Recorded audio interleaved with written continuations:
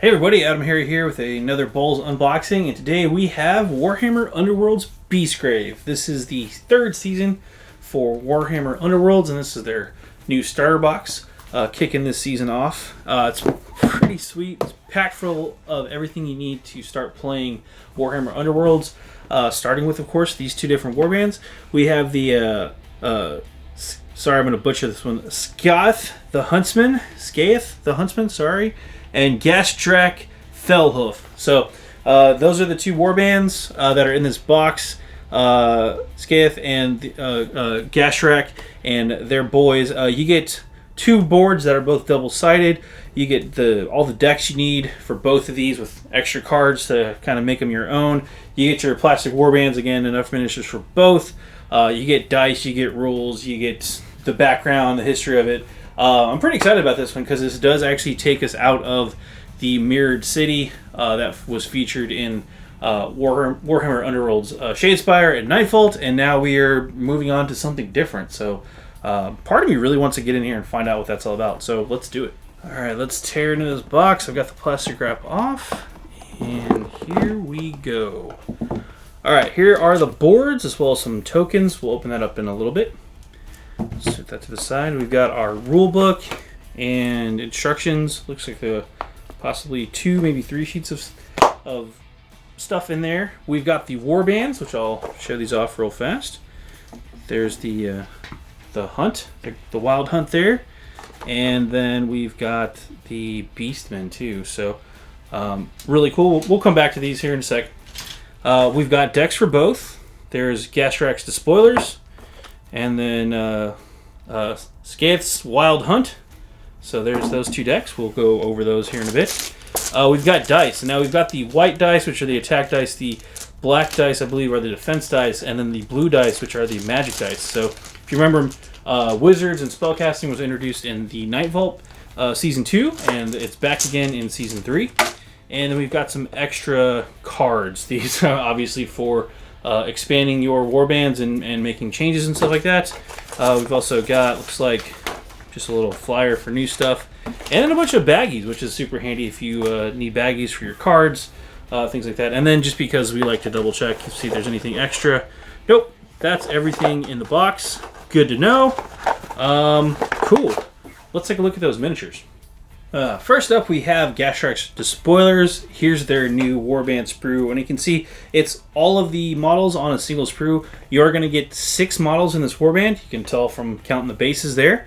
But yeah, this one has the first new Great Bray Shaman, which is pretty exciting. He is a wizard. That is Gastrak himself, actually. We'll take a look at their cards here in a bit, but just wanted to show off the sprue and see what you're getting. These are push fit, so you don't actually need glue to assemble them. However, if you're going to assemble them, I would highly recommend using plastic glue for the assembly process.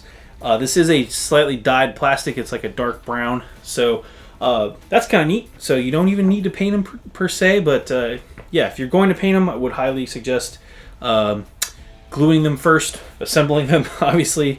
I don't know if you want to prime them or not, but I would prime them and paint them up. So but yeah, it looks pretty cool. Up next, we have Skaith's Wild Hunt. Again, this is the new followers of Kurnoth. They're Kurnothi. They are the they worship the former god of the Wild Hunt, who was actually killed when he made the transfer from the world that was to the mortal realms, but was killed in battle by some followers of Nurgle, actually. So a little bit of background history for you there. But his followers are still around. These guys aren't quite Sylvaneth. They aren't quite elves. Elves. They're not quite elves. They're not quite Sylvaneth.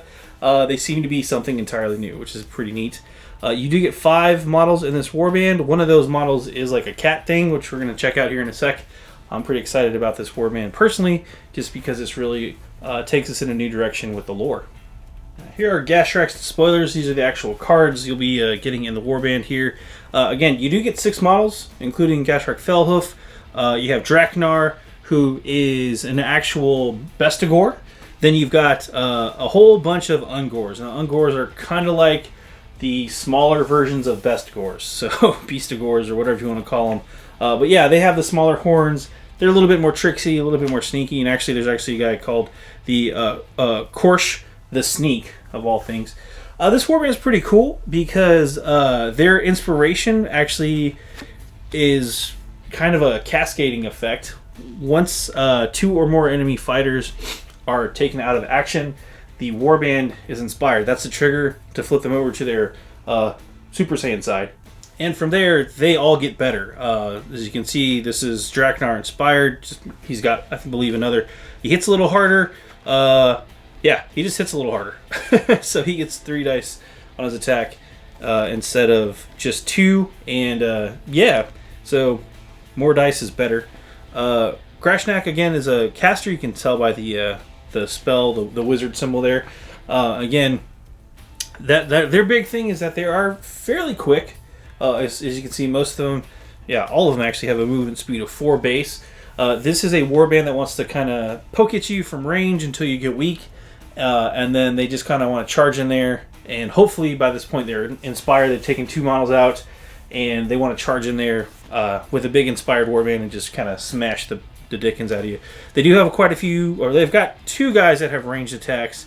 Again, to kind of soften you up a little bit. And then they all have decent stats across the board. 2 dice for the most part. A little bit of damage there. They all have the Hunter keyword, which is going to come into play with some of their cards, which we're actually not going to go through all of these cards because there are quite a few.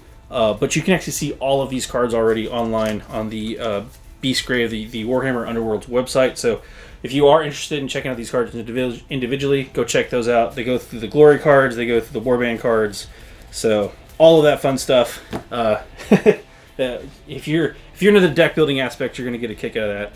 Anyway, as I was saying, the Sneak here, Koresh the Sneak, his thing, his unique ability, he's one of the few that actually has an ability. If he's on an edge, like a section with the edge there, he can pop up to another edge hex. And then you give him a move action. So he can just pop up in the backfield or on the sides and the flanks into a vulnerable position, maybe sneak an objective, or get in position to strike an objective or a weakened enemy that thought they were safe. So watch out for this guy. And again, you've got the other Ungors. These 2 have range attacks. This guy is just, again, a really solid character. Here is the Skaith's Wild Hunt. Again, we are introduced to Skaith the Huntsman, which is kind of a centaur, but I don't think he's a horse. He's like a deer, so more of like a buck or a deer body, which is kind of neat. It's still got that forest wild vibe going on, but just slightly different. Anyway, stat wise, again, pretty solid across the board. Their inspiration effect is anytime this fighter has a charge token at the end of the phase. So it's actually not too difficult to pull off. You give them a charge token, they become inspired. They do some other stuff here. Here we have Carthian, who is their wizard for the group here. Again, the inspired version has an extra wizard die there for you. He's also got the hunting horn. As an action, you put a horn counter on this card. When there's a horn counter on this card, reroll any number of dice in the next attack roll made for a friendly fighter's attack action, then remove the horn counter. That's going to combo really well with Skaith's, the Huntsman's Javelin of the Hunt attack. The Javelin of the Hunt is part of their special ability. This fighter can only make a Javelin of the Hunt attack action once per game. It has +1 damage when made as part of a charge action. So you definitely want to get it in there because it hits pretty solid with 3 dice and 1 damage up to 2 damage on the charge. It is also a range attack, so you could throw it. So blow the horn, throw the javelin, and then get in there with your kicking hooves and kick the crap out of people. You also have this really cool Malklin, which is like the big cat thing. This fighter cannot be given attack action upgrades and cannot hold objectives. But he is super fast with a 5. Matter of fact, most of this warband's fairly quick. They've got 5s in their movement speed. Well, these 2 guys have 5s. Everybody else has 4 until they get inspired, and then they pop up to 5. So this definitely feels like a hit and run kind of an army. You do have a fighter with a ranged attack of 3 with their seeker bow here, and then Shiok has the Shaith Shear, which is just a ranged or a spear. So, yeah. Or maybe it's a sword. I'm not sure. It's one of those fancy new Kurnoth weapons is what is it. So you also get, again, their deck with their glory cards to score points and all that fun stuff. Their upgrades and, yeah, all of that cool stuff. Again, if you are interested in seeing these cards, go check them out on the Warhammer community website's breakdown for Warhammer Underworlds Beastgrave when you can build your own decks. So, yeah. Cool stuff. Let's check out some of those other accessories. So there was that packet with all of the rules and stuff in here, and there's actually 4 different sheets of, well, things in there. First up, we have the Learn to Play rules. These are your basic core rules of how to play, how to read the dice, everything like that. This is not going to be a how to play video, so I'm not going to go through all of this, but if you've played in the first 2 seasons, it's the same. I don't believe there's any crazy new mechanics in here. So, I mean, nothing that wasn't in Season 2 or anything crazy like that. You have some updates for the battlefield, but again, kind of looked at those boards. There's this little sheet of paper, which is, this is just the beginning. It's an advertisement for Age of Sigmar, which is cool. But yeah, that just shows off the big stuff going on. We have our instructions on how to assemble everything. It's just a one-piecer. Again, that's because, yeah, just one sheet. Front and back. That's because these are snap fit models and they go together pretty easily. Not super complicated. Then we get into the rule book.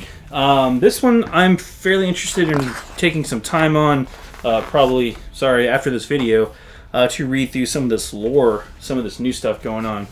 What I do know, flipping through here with you guys real fast, there is the new Beastgrave area where people are kind of like in Shadespire where warbands were attracted to Shadespire for Rumors of Riches. This is kind of the same kind of thing where that's happening again. We also get some hints at some new stuff. So possible warband names here. The Silent People, the Grimwatch, Rippa Snarlfangs. We've seen Rippa Snarlfangs. Dun, dun, dun. This is the Cataphrane Curse, which is kind of what's going on. There's some kind of crazy curse that is killing stuff near Beastgrave, hence the name Beastgrave. And the members of the Wild Hunt are trying to contain it, while the Gashark Despoilers are really just there as a hunting ground to kill stuff. You get a little bit more about each warband, which is kind of nice. Again, this is where it talks about who these folks are, and I'm going to take some time and read this later on, but I'll probably be talking about this a lot more detail later on. But you have all that. And again, this is the rule book, so it's going to break down everything in a lot more detail versus the Learn to Play thing. This is when you get into how to do your deck construction, what do those extra symbols mean, how does the game work, any kind of FAQ, like clarifications, all that fun stuff is going to be in here. This is your more in-depth rules, I would say. Goes over all the different modifiers and things like that. So, yeah. There's also a pretty expansive glossary in the back there, and goes through alternate rule options, again, with the board placements, multiplayer, and stuff like that, which are actually pretty interesting things. Anyway, there's also a quick reference on the back, which is super handy. And quick determining your success chart, which is also super handy. Real quick, here are the Punchouts. You do get 2 sets, so, well, 3 sets, technically. There's quite a few of these Punchout things. But these are for your 2 different warbands. They've also got, for the boards, they've got your different, what are they called? Obstacles and things like that. So you get 3 of these, which is plenty to split among both warbands. Again, they are double-sided. For different things. We also have the boards to check out here. These also are double-sided. Here's the first board. We'll call this side A, even though it might not be. Anyway, you can see your starting positions here. There's looks like no obstacles on this one. However, you flip it over and you've got the 3 squares. This is like a danger square, I believe, and then some obstacles and objectives and things like that. So there's your starting positions on side B for the first board. Here's the second board, which again, these can line up in lots of different ways. However, you and your opponent agree to do that, whichever side you're doing. And you can see the 3 spots there for the other markers. Flip these over, and there's your danger spot, and again, deployment there marked out for you. So that's the second board, side B. Well, folks, that was pretty much everything in the new Warhammer Beastgrave box. The only things we didn't really go over in great detail are the dice, which are the exact same from previous Knife Vault boxes, and the extra cards, which again, if you are curious about the extra cards, they're already on the GW website. Go check them out. You can build your decks already. But yeah, everything else, that was everything in Beastgrave. I'm AdamHarry from BoLS. Thanks for watching.